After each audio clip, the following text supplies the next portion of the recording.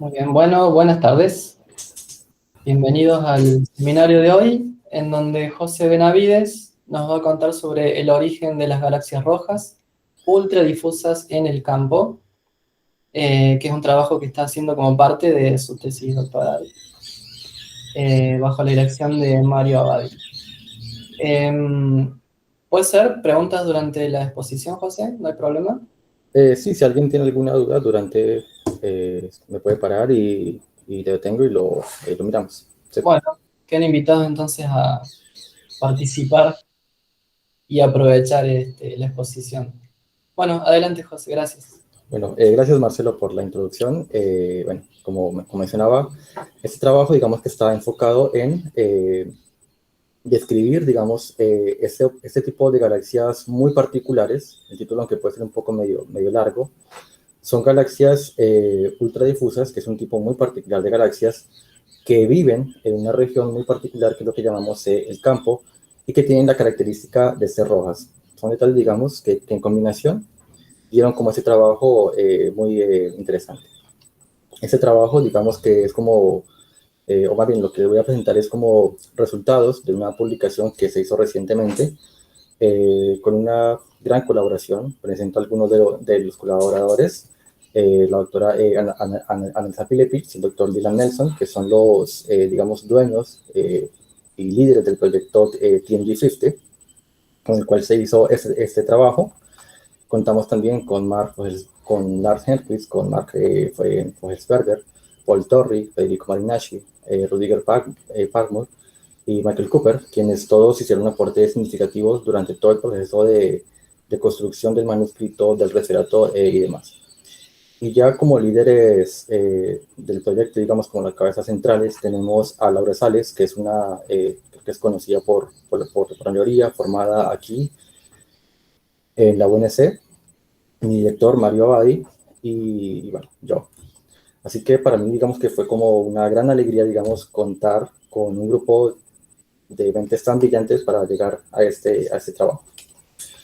Así que bien, un poco para comenzar, digamos, en cuanto al tema de las galaxias, tenemos diferentes variables para caracterizarlas: masa, luminosidades, velocidades, magnitudes, brillos, etcétera. Y entre ellas podemos establecer algunas relaciones de escala. Aquí en particular presento una relación entre el tamaño característico, medido como el radio efectivo de las galaxias, como función de la magnitud. En este caso, las magnitudes en la banda B, que es una medida, digamos, del brillo, la luminosidad, o si se quiere, la masa estelar de los objetos. Tal que tenemos hacia la izquierda, valores cada vez más negativos implican brillos mayores o masas estelares mayores. Así que podemos separar, digamos, este plot como en dos partes. Al lado izquierdo, las galaxias que llamamos, entre comillas, normales, por ejemplo, galaxias grandes como la Vía Láctea, como la galaxia Andrómeda, y a la izquierda, las galaxias menos masivas o galaxias enanas. Un detalle, digamos, de este plot es que en la región de las llamadas galaxias más grandes o galaxias normales, esta relación entre tamaños y magnitudes está bien, entre tamaño y magnitud o masa estelar está bien definido. Tal que uno espera que cuanto más masiva es la galaxia, son más grandes. Para que tengamos algunas ideas, algunos números en la cabeza, la Vía Láctea, indicada acá con esta estrella azul, tiene una magnitud de más o menos menos 20.5 y un tamaño característico de 3.5 kiloparsecs. Y cae muy cómoda dentro de esta distribución. Ahora, cuando miramos la región de galaxias enanas, vemos que esa relación tiene mucho scatter, es mucho más aplanada para lo que llamaríamos como galaxias enanas normales, pero tenemos para un mismo valor de magnitud o de brillo o de masa estelar, tenemos que esto tiene mucho scatter, tal que tenemos tanto galaxias muy compactas como muy extendidas respecto de esta distribución. Y en este seminario vamos a estar enfocados en la población de galaxias extendidas, que en este caso va a ser como una mezcla entre lo que llamamos galaxias de bajo brillo superficial o LSBs por sus siglas en inglés, y galaxias ultradifusas o UDGs también por sus siglas en inglés. Son objetos que, como su nombre lo indica, tener tan bajo brillo hace o hizo que observacionalmente fuesen difíciles de detectar, y son objetos, digamos, bastante raros, que apenas se distinguen, digamos, como se muestra en la imagen del lado derecho, apenas si se distingue del fondo. Ahora, estos objetos que son de gran interés, todo el boom de estas galaxias ultradifusas nació por allá en la década de los 80, a mediados, con este trabajo de Sandage y Vingeli, haciendo análisis de una población de galaxias enanas en el cúmulo de Virgo. El cúmulo de Virgo, digamos que no hace un dato menor, y allí ellos, lo pongo así, lo recalco, ellos destacan un nuevo tipo de galaxias que tienen tamaños muy grandes, y para sus masas de galaxias enanas, ser tan grandes implica brillos superficiales muy bajos. Para encontrar valores, por ejemplo, de este tipo en algún número en magnitudes por arcosegundo cuadrado, cuanto mayor sea este valor, quiere decir que la galaxia es menos brillante, ¿vale? Y esto va a ir, por ejemplo, magnitudes 24, 25, 26, 28. Cuanto más grande es, el brillo es más bajo. Y ahí, digamos, que surgió como esta idea de estos objetos, digamos, llamativos, como raros, que son bastante extendidos, que tienen muy bajo brillo, que, como insisto, apenas si se distinguen respecto del fondo. Más adelante, Peter Van Dokkum, que es uno de los artífices de esto que llamamos galaxias formalmente ya ultradifusas, haciendo también un análisis con cerca de 50 galaxias enanas en el cúmulo de Coma. Fíjense que apenas estos trabajos han sido hechos en entornos de cúmulos. Ellos hacen este estudio con estos objetos de bajo brillo superficial, usando un instrumento propio, el famoso Dragonfly. Y en ese trabajo ellos, así, repito otra vez, textualmente, ellos proponen el término galaxias ultradifusas o UDGs, poniendo unas restricciones, unas características para ese tipo de objetos, que deben ser galaxias que tienen tamaños característicos, radios efectivos del orden o por encima de 1.5 kiloparsec, y magnitudes del orden o por debajo de 24 magnitudes por arcosegundo cuadrado. Objetos que, insisto, se van a ver muy tenues, que fueron captados con ese instrumento que es el famoso Dragonfly, un arreglo para mí bastante artesanal. Dragonfly o DF, por ahí vamos a encontrar en la literatura objetos llamados de esta forma, DF1, DF2, DF3, DF, bla, bla, que hacen referencia a objetos que han sido tomados con este instrumento. Que, insisto, digamos, la imagen después es procesada, ¿de acuerdo? Se le quita el fondo y luego se puede caracterizar, repito, el brillo, la masa estelar, los tamaños y demás. Y fijémonos que son, insisto, galaxias bastante extendidas, rayos característicos similares a la Vía Láctea para sus masas estelares. No contento con eso, de que sean objetos ya de por sí extraños en cuanto a sus dimensiones respecto a sus masas estelares, apareció, esto fue en 2018, una de estas, esta es la DF2 o DF2, una galaxia que, haciendo mediciones en velocidades radiales de sus cúmulos globulares, se estimó una masa dinámica, un contenido total de la galaxia, tal que indicaba que debía tener un bajo contenido menor que el que uno esperaría en dark matter. Y esto también es extremadamente raro, porque uno espera tener para una galaxia de una masa estelar dada, una masa de halo más o menos dada. Y a esta galaxia parecía que tenía muy poca dark matter de la que se esperaba. Así que esto es como otro punto muy complicado.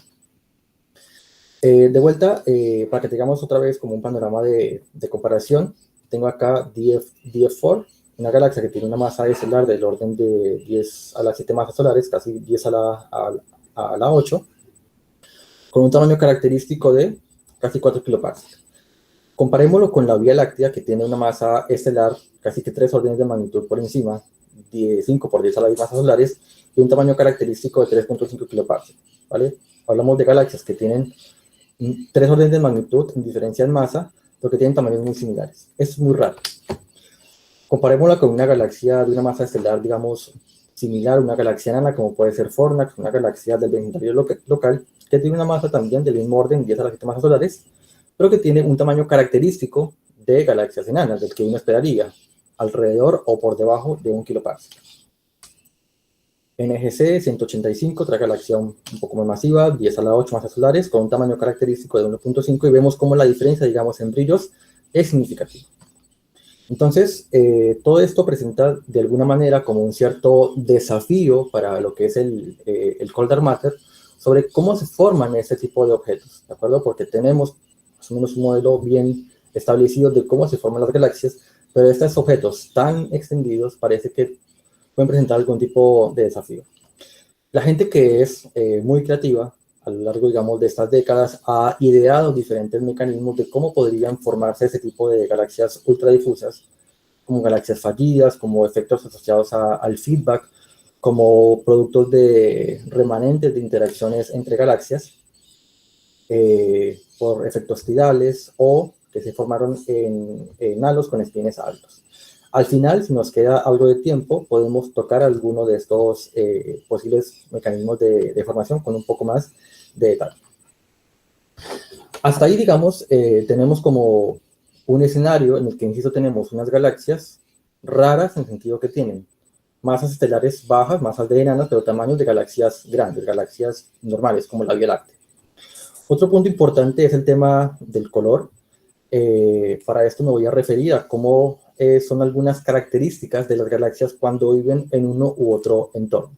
Para ello, hablemos de lo que son galaxias que viven en grupos o galaxias que viven en lo que llamamos el campo, o en otros términos, galaxias que viven en entornos de alta densidad y en entornos de baja densidad.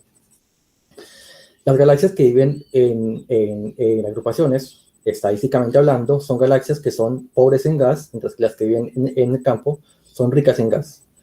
Este contenido de gas va a estar relacionado con que las galaxias puedan formar o no estrellas. Las galaxias que viven en grupos que son pobres en gas o por lo menos en gas frío, al tener poco gas disponible van a formar pocas estrellas, y esto va a implicar que tengan una población estelar mucho más vieja. Comparado con las galaxias del campo, que todo ese gas que está disponible constantemente va a estar fabricando estrellas, y se ven como una galaxia que tiene una población estelar mucho más joven.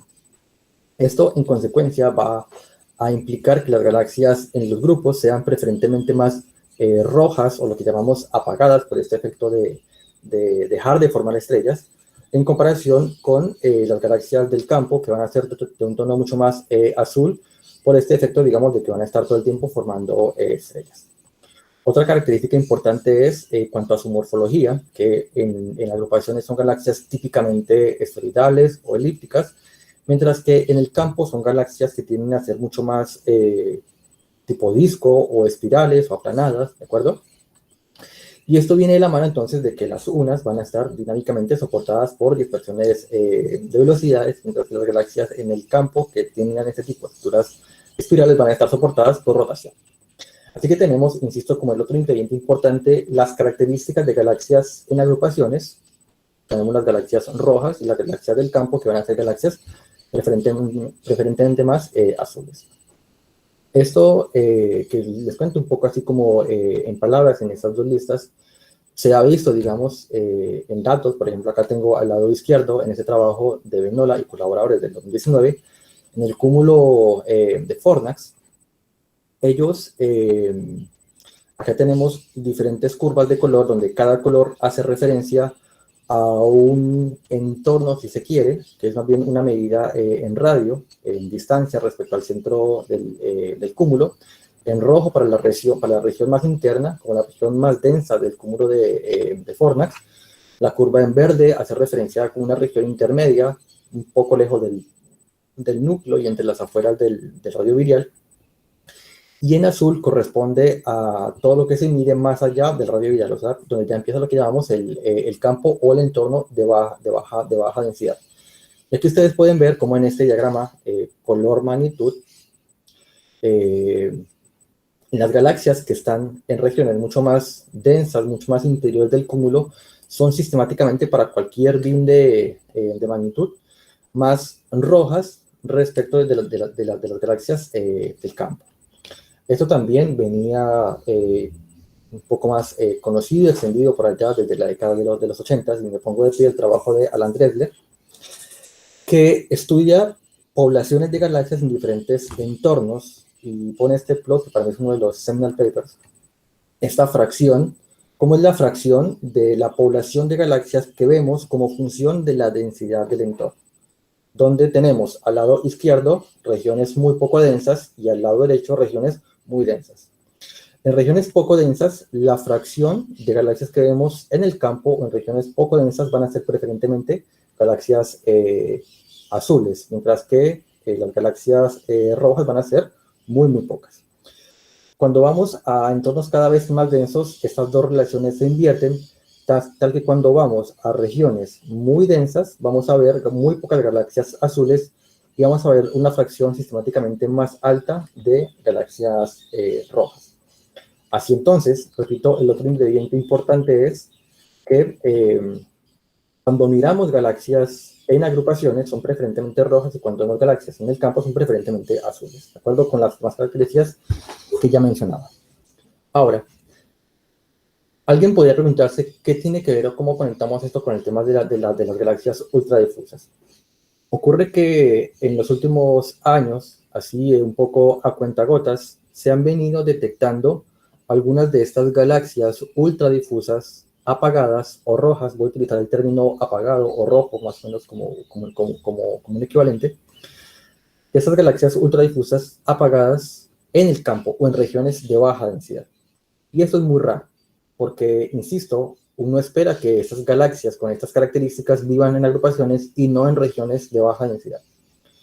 Pero repito, esto fue un poco más como a cuentagotas y recién a principios en el 2020, hace apenas menos de 2 años, de trabajo de Prol y colaboradores con una estadística mucho más amplia de estos objetos de bajo brillo superficial, pone un valor crítico de alrededor de, en el campo, en regiones de baja densidad o aisladas, existe alrededor del 25% de estos objetos de bajo brillo superficial que están apagadas. Y eso es muy raro. Eso es muy raro porque si no estamos contentos con tener problemas con cómo se forman las galaxias ultra difusas o galaxias de bajo brillo superficial, ahora tenemos esta población que parece vivir en un entorno que no le corresponde. Son galaxias con características de grupos, pero que viven en el campo. Y eso es muy raro. Y ese es el objetivo central de este trabajo. Fue la motivación principal. Entonces, para abordar ese trabajo, lo que hicimos fue tener acceso, como decía, con esta gran colaboración, acceso privilegiado a la simulación TMG50, que es una simulación de muy alta resolución disponible ahora, con una muy buena resolución por partícula. Hablamos del orden de 1 por 10 a la 5 masas solares por partícula de bariones, gas o casi lo mismo para estrellas. El orden de 5 por 10 a la 5 masas solares en partículas de dark matter y una longitud de ablandamiento o de softening de alrededor de 0.3 kiloparsec. Esto permite resolver con muy buena resolución galaxias enanas en todos los diferentes entornos, en agrupaciones, en el campo, a la vez.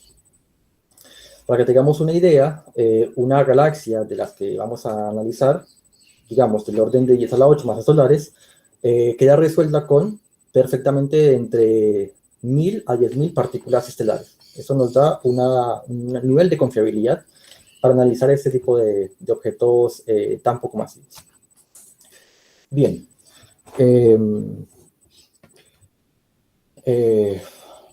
Para nuestro trabajo decidimos tomar una población de galaxias enanas con masas estelares que van entre 10 a la 7.5 a 10 a las 9 masas solares y tomar por encima del 95% de la distribución entre tamaños y masas estelares. O sea, nos quedamos con la cola del 5% de esta distribución en ese rango de masa estelar. Aquí obviamente va a haber una mezcla de lo que llamaremos galaxias, ahora llamaremos galaxias ultradifusas, a esas galaxias al 5% de la cola más extendida, que va a ser una mezcla de galaxias que llamamos centrales y galaxias satélites. Acá también me parece muy importante dejarlo claro, vamos a referirnos a galaxias centrales como aquellas galaxias que van a vivir en entornos de baja densidad o que están preferentemente aisladas, y las galaxias satélites a galaxias que viven en agrupaciones. Como nuestro objetivo es trabajar con las galaxias que están aisladas o en regiones de baja densidad, únicamente nos centramos en las galaxias centrales, que dicho de paso, garantizamos que todas son galaxias que viven en halos de un solo miembro, o sea que están todas solas, y eso es un buen criterio de aislamiento. Ahora, están indicadas acá con estrellas magenta. Esa va a ser, digamos, nuestra muestra. Ahora, esa población de galaxias ya UDGs o de bajo brillo superficial que están en el campo, cuando las colocamos en el diagrama color-magnitud o color contra masa estelar, vemos como respecto al resto de galaxias de la simulación que se ubican en estas como dos distribuciones, que esto es muy conocido, este carácter bimodal, tenemos en la parte de arriba la secuencia roja, la red sequence, y abajo tenemos la llamada nube azul. Y vemos cómo estas galaxias centrales en entornos de baja densidad se separan naturalmente en dos poblaciones. Una población alrededor del 24% corresponde a una población de galaxias ultradifusas que son rojas. Y el otro 75% aparecen azules. Esto es muy bueno porque, si recuerdan, si comparamos con los datos que tenía de la estadística de PROL, alrededor de vuelta de ese 25% de esas galaxias apagadas en el campo van a estar apagadas. Una de cada 4 galaxias ultradifusas en el campo va a estar apagada. Eso me parece que es un montón.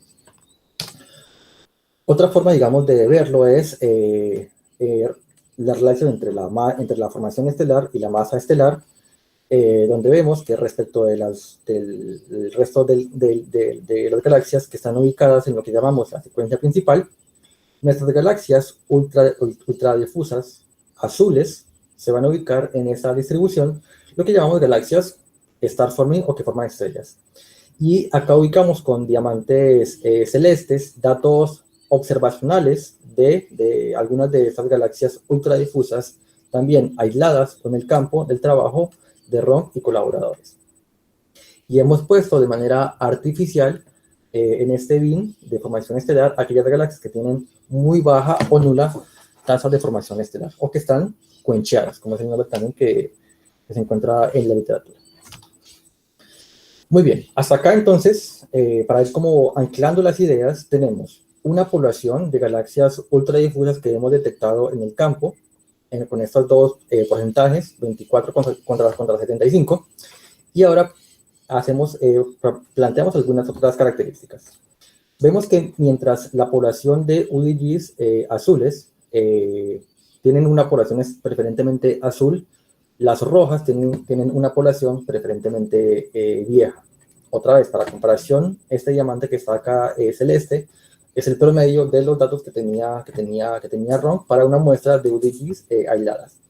Y estos dos diamantes, amarillo y verde, son un promedio de algunas de estas ultradifusas detectadas en cúmulos como Virgo o Coma. Entonces vemos que efectivamente estas galaxias tienen, digamos, como a ser mucho más viejas, características de poblaciones que viven en grupos. Luego caracterizamos la morfología. Para eso utilizamos este parámetro kappa-Rho definido por la doctora Laura Sales, que es una medida, una forma, digamos, de cuantificar la morfología teniendo en cuenta qué fracción de la energía cinética total está invertida en rotación. Es un valor que va entre 0 y 1, donde valores cerca de 1 quieren decir que tienen una gran cantidad de energía invertida en rotación, con lo que es equivalente a decir que son galaxias que rotan o que tienen algún tipo de estructura disco, mientras que valores cerca de 0 o valores muy bajos van a estar preferentemente soportados por dispersión de velocidades o que tienen una morfología mucho más esférica. Y, ¿hola? Perdón. ¿Sí? Sí, no, es un micrófono abierto, pero no sé si era porque había una pregunta o no. Entiendo que no. Ok.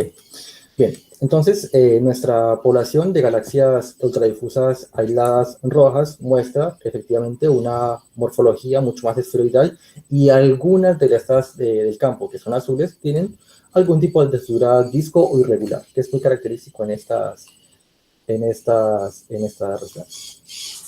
Bien, entonces hasta acá hemos hemos identificado una población de galaxias ultradifusas aisladas. Vemos que existen ambas poblaciones, tanto rojas como azules, o cuecheadas y formadas de estrellas, con características, bueno, las que están rojas son raras porque tienen características de galaxias que viven en agrupaciones, porque son rojas, porque tienen poco gas, porque están concheadas, porque tienen poblaciones estelar roja, porque son esféricas. Son todos, digamos, repito, indicios de que son galaxias que tienen características de agrupaciones, pero están ubicadas en el campo. No contentos con esto, ahora cuando vamos a mirar la relación entre la masa estelar y la masa del halo, vemos que, mientras las galaxias ultradifusas azules se ubican muy cómodamente dentro de esta distribución indicada con esta línea rosa, que es el trabajo de Moster, esta relación o el conocido abundance matching. Moster, Verosi o Hugo, todos tienen más o menos una relación similar que establece que para una galaxia de una masa estelar dada debería habitar en un halo de una masa dada. ¿Listo? Esto es bien conocido, con un cierto escate, pero está más o menos bien conocido. Pero veamos, o se observa claramente cómo la población de galaxias rojas en el campo, aisladas, parece que presenta un bajo contenido en dark matter comparado con las galaxias azules. Esto es muy raro y podemos tener como dos posibles explicaciones. O nacieron con poca dark matter, lo cual ya de por sí es raro, o la perdieron. ¿Listo? Y si es este el segundo escenario, si es que perdieron materia oscura, la pregunta es, ¿dónde la perdieron? ¿Por qué la perdieron? ¿Quién se las quitó? Esto ya nos daba algunas pistas de por dónde iba el origen de esas galaxias que ahora se ven aisladas. Entonces, para eso, el otro ingrediente importante del trabajo es lo que llamamos o entendemos como una backsplash, una galaxia backsplash o una órbita backsplash, entendida formalmente como un objeto que en su movimiento orbital cae. Cuando decimos caer, queremos decir que ha entrado en lo que llamamos el radio virial, que es una medida, de acuerdo, de la masa o equilibrio de un sistema. Un objeto que ingresa al radio virial de una agrupación, como puede ser en este caso un cúmulo, pero que tiene la capacidad de después salir del radio virial, ¿vale? Esa es como la definición formal de lo que es una splashback, una galaxia que está fuera del radio virial, entra al radio virial y sale del radio virial. ¿Okay? Esto, digamos, vimos que ocurría dado que tenemos las simulaciones en el cual tenemos acceso a la información completa a lo largo del tiempo de cómo evolucionan esas galaxias a lo largo del tiempo. Vimos que en el caso de todas las galaxias ultradifusas rojas que vemos ahora en el campo, todas ellas en el pasado habían estado en el campo, tenían mucho gas, formaban estrellas, por lo cual aparecían como galaxias azules. Tuvieron, en el buen sentido de la palabra, la mala fortuna de haber caído dentro de esos entornos de alta densidad donde pierden su gas y salen al campo. Ya una vez que pierden el gas, dejan de formar estrellas, van a quedar como una galaxia con una población estelar mucho más vieja. Aquí muestro al lado izquierdo como una pequeña galería, una muestra de algunas de estas galaxias ultradifusas que usamos en la simulación o que analizamos en la simulación. Esas galaxias cayeron en halos que van desde halos galácticos 10 a la 12.5 masas solares, en masas viriales obviamente, a escalas de cúmulos. Ahora, esto que muestro acá con este dibujo, ¿de acuerdo? Del radio virial, se ve un poco más en detalle en este tipo de gráfico, donde tenemos la distancia como función del tiempo, donde acá tiempo igual a 0 quiere decir el Big Bang, 14 quiere decir la edad actual, eso está en unidades del tiempo cósmico, 14 mil millones de años. La curva de color corresponde a cómo evoluciona valga la redundancia, el color en las bandas G-R de una de estas galaxias ultradifusas, y esta curva en negro indica cómo es el crecimiento del radio virial de estas agrupaciones. Para que se entienda, esto que se ve acá como un círculo en un tiempo fijo, este tipo de cúmulos o de agrupaciones no fue que aparecieron ya formados, sino que se van formando, se van ensamblando a lo largo del tiempo, surgen como galaxias pequeñas que después van tragando más galaxias, se van aumentando en masa, aumentando en cantidades de miembros. Esto por la caída constante de galaxias en grupos o individuales. Para futuras referencias, revisar Benavides 2020, de cómo se ensamblan y cómo se forman esos objetos. Tal que su radio virial va creciendo y lo vemos ahora con un objeto, digamos, grande, con un tamaño dado. Para que tengamos una idea, está este grupo, este protogrupo, protocúmulo, tiene un radio virial actual de alrededor de 0.7 megaparsec. Y vemos cómo, en un principio, los objetos se mueven con la expansión del universo, se alejan, ¿de acuerdo? Hasta que llega a un punto en el cual, por efectos de la gravedad, empieza el colapso, el punto que llamamos el turnaround, y empieza el colapso o la caída. Entonces, esta galaxia ultradifusa, digamos, cae, ¿de acuerdo?, hacia esta agrupación. Cada uno de estos cuadraditos indica, es como una miniatura de cómo se veía en cada uno de estos tiempos. La veíamos como una galaxia con mucho gas que formaba estrellas, pero que después de que pasa el radio virial y que pasa cerca del pericentro, la galaxia empieza a perder mucho gas, sale, o bueno, va saliendo ya sin gas y queda actualmente en el campo, muy lejos. Ahorita esto tiene alrededor de 0.7 megaparsec, y la galaxia termina alrededor de 1.5 megaparsec, casi al doble del radio virial, ¿de acuerdo? Ese es, digamos, a grosso modo, el mecanismo mediante el cual es que observamos a toda esta población de galaxias ultradifusas apagadas en el campo actualmente. Claro, algunas de estas galaxias, como sabrán, y el doctor Muriera trabaja mucho el tema de las galaxias backflash, eventualmente esas galaxias pueden volver a recaer a estos entornos, pero las vemos actualmente como galaxias de campo. Y ubicadas en promedio, acá está puesto en unidades de radio virial, vemos que independientemente de cuál sea su masa estelar, sistemáticamente se van a encontrar o se van a ubicar alrededor de dos o algo más de 2 radios viriales.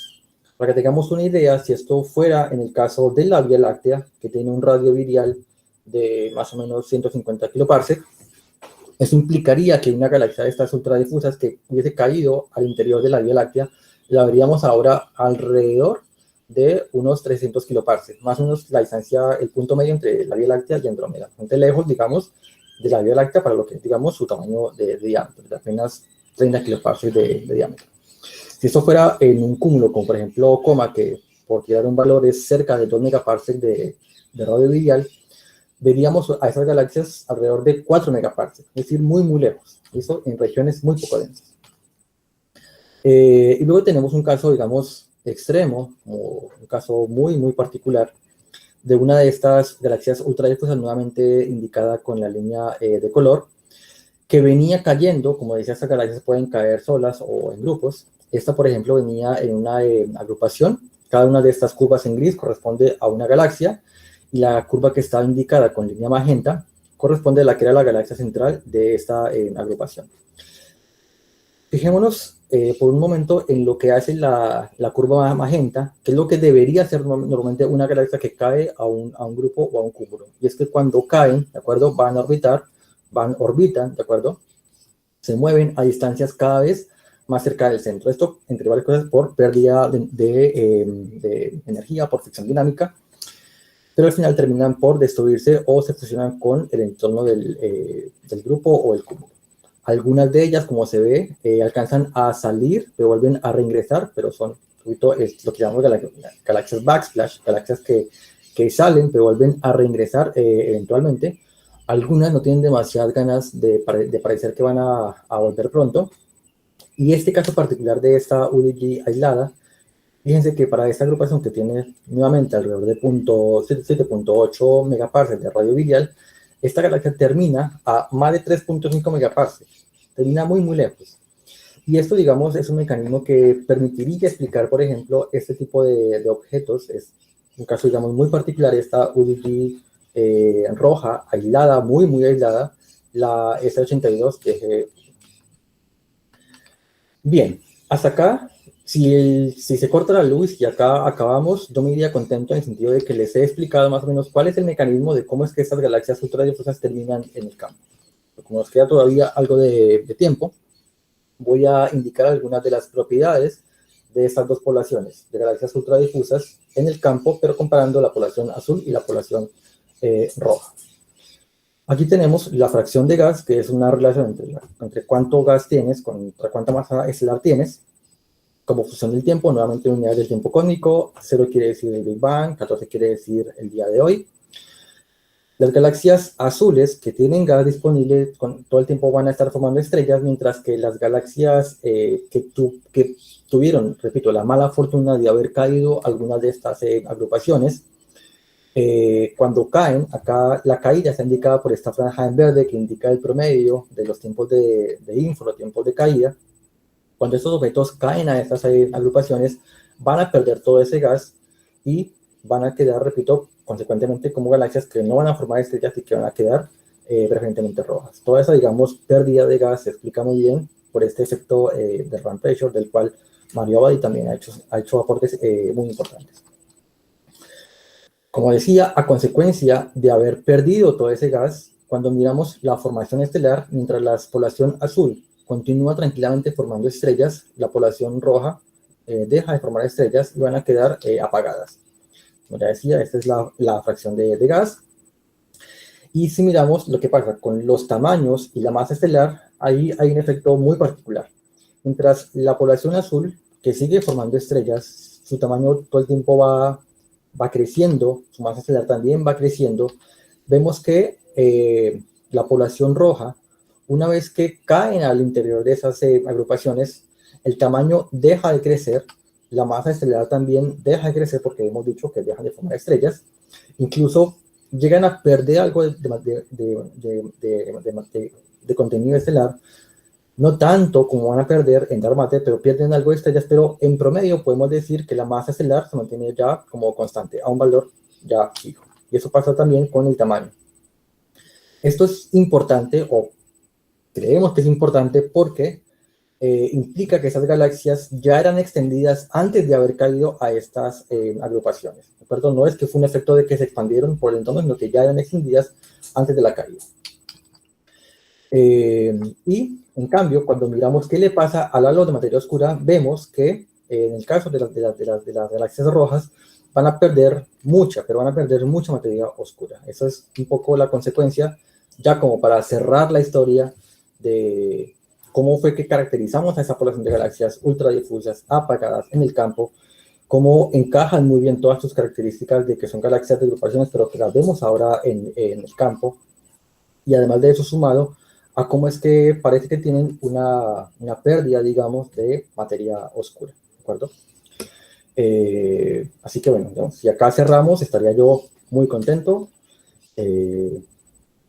pero no sé cómo estamos de tiempo. Mari, Marcelo, podemos seguir un poco, hay un par de slides más. Sí, empezamos tarde, así que si quieren unos minutitos más, no hay problema.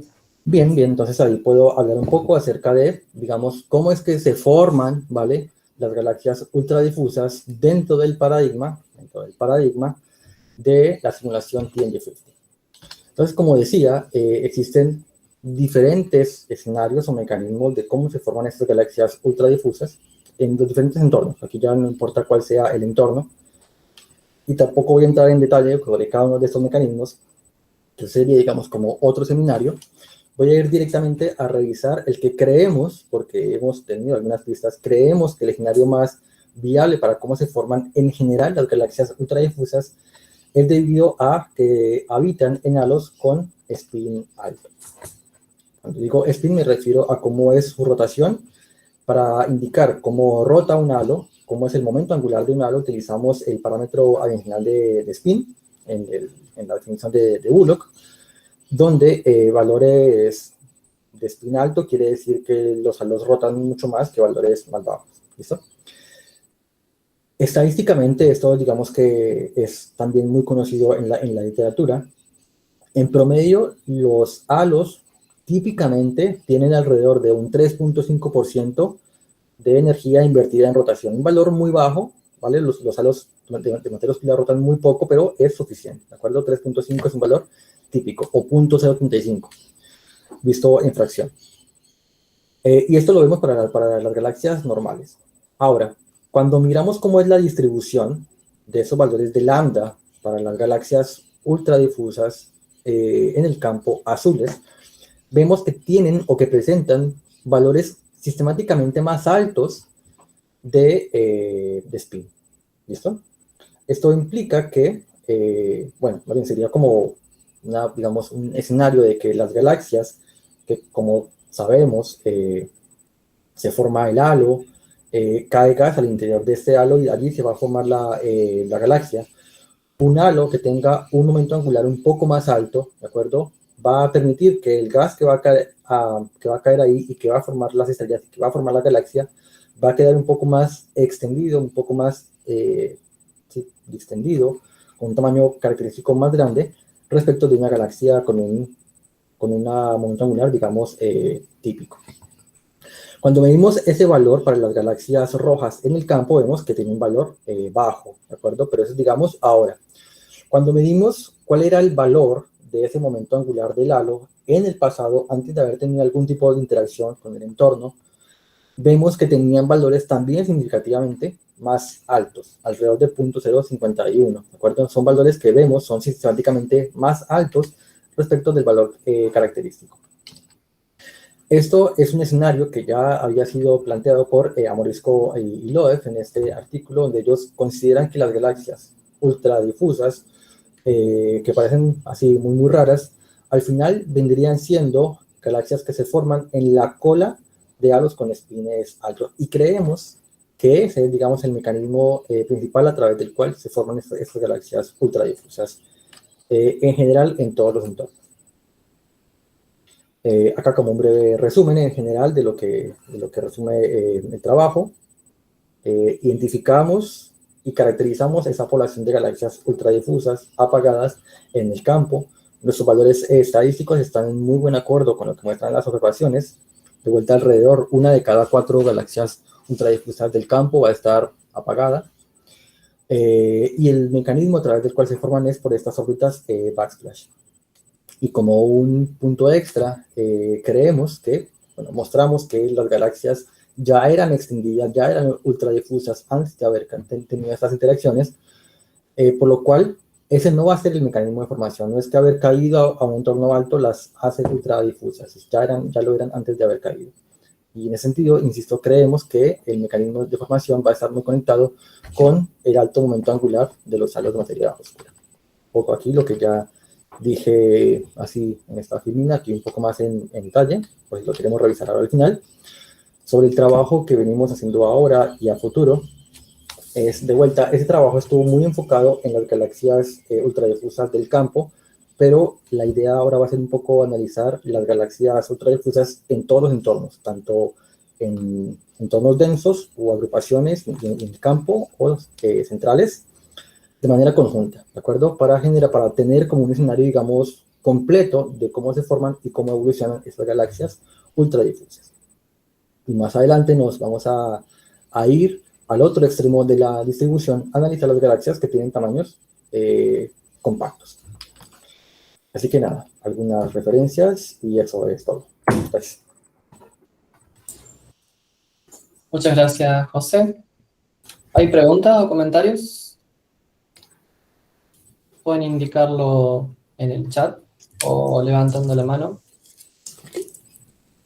virtual, la mano de verdad.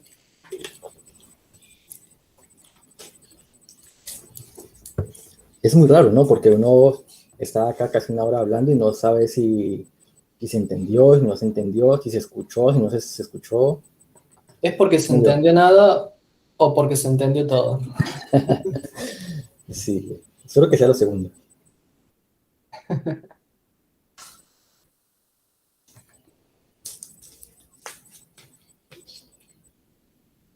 ¿Mariano?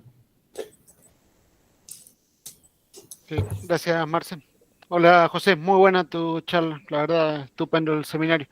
Gracias, Mariano. Aprendí un montón. Me gustó esta idea de los halos con bajo spin. La pregunta es, quizás ya lo he estado mirando, y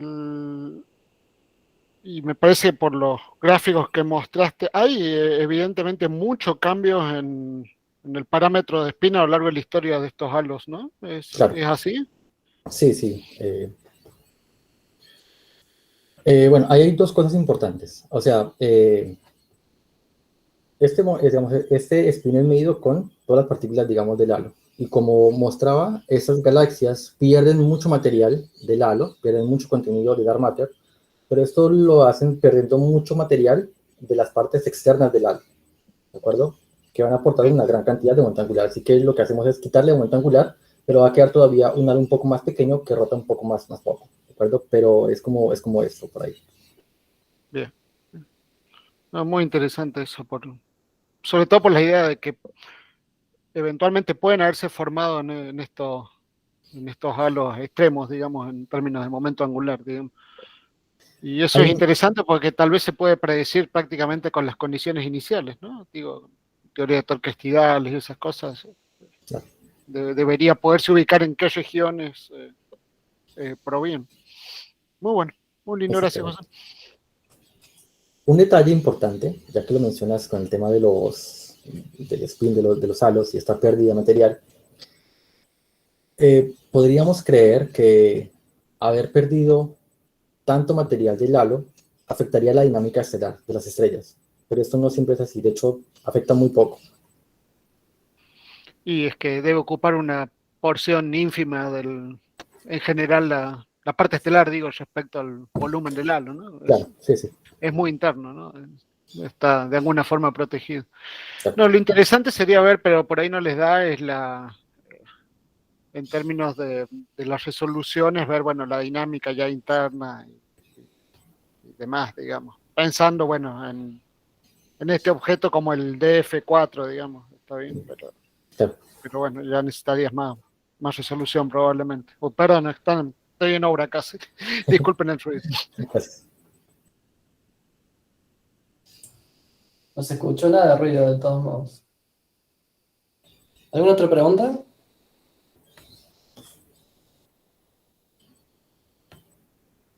No sé, José, si comentaste respecto de posibles implicancias para el modelo cosmológico de este estudio que hicieron. Eh, o sea, en términos generales, o sea, esto lo decía así como en palabras muy por encima de que estos objetos tan raros podrían presentar algún tipo de desafío, ¿de acuerdo? Para lo que sería el lambda Coldar Matter, para cómo se forman las galaxias. Incluso cada que pasa este tipo de cosas, como lo decía Mariano, estas galaxias que aparecen sin materia oscura, la gente salta a decir, hay que cambiar.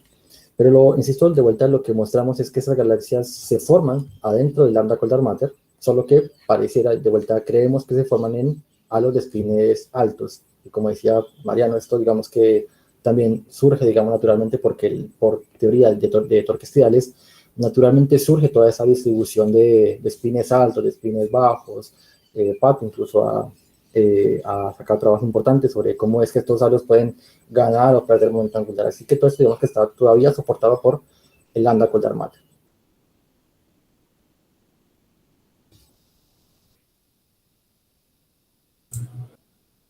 Gracias. Carlos, Una, muy bueno, José, en primer lugar. Hola, Una Carlos. pregunta quizás relacionada con lo que dice Marcelo. Por ejemplo, el número 2575 en porcentajes Sí. podría tener algo que ver con el modelo cosmológico en el cual está embebido todo. ¿O hay alguna explicación más, digamos, desde primeros principios que para esos números? Me gustaría darte una respuesta, pero cualquier cosa que te diga, te juro que sería pura especulación. Tenemos esta estadística que, insisto, está en buena aproximación con lo que se encuentra en las observaciones, pero que esos números estadísticamente, ¿cómo se relacionan con el modelo cronológico? La verdad que no lo sé. No sé si Mario o alguien del público tenga alguna idea en ese sentido. Te juro, y me da pena, no la tengo.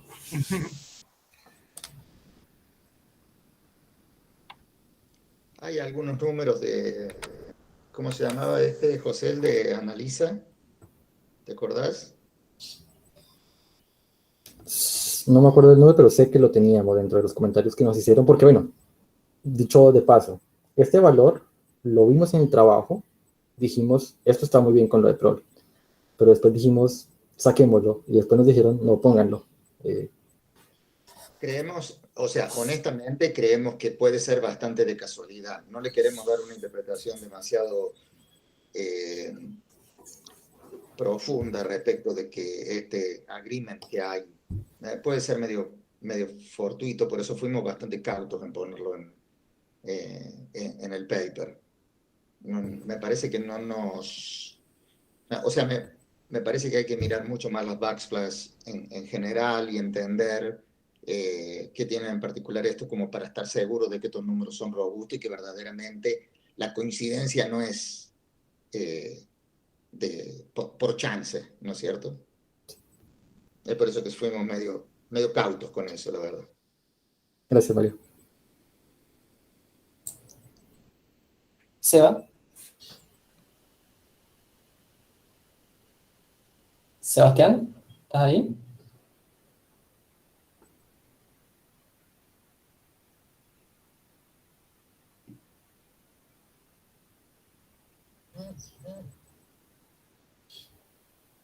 Creo que no.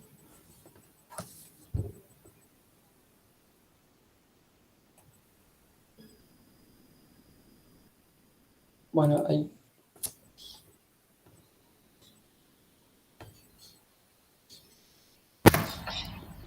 Ahí pregunta Seba, ¿cómo se relacionan con este esquema de los tidal dwarfs?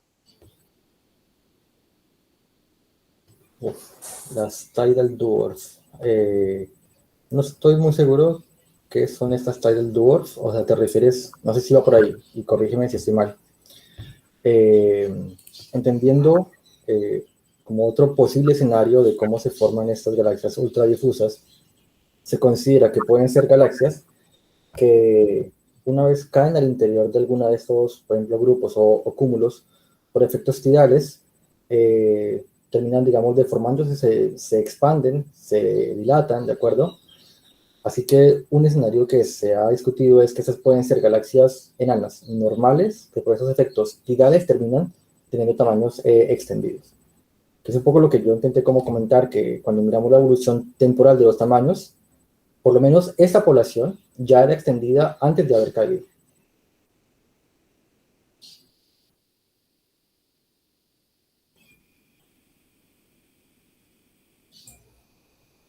No sé, Seba, si eso responde a tus inquietudes.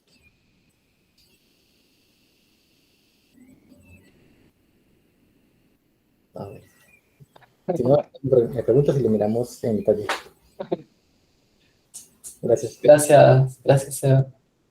¿Alguna otra pregunta o comentario? Bueno, si no hay más preguntas, agradecemos nuevamente a José y a su equipo y a todos por participar. Gracias. Y bueno, nos encontramos en el próximo seminario.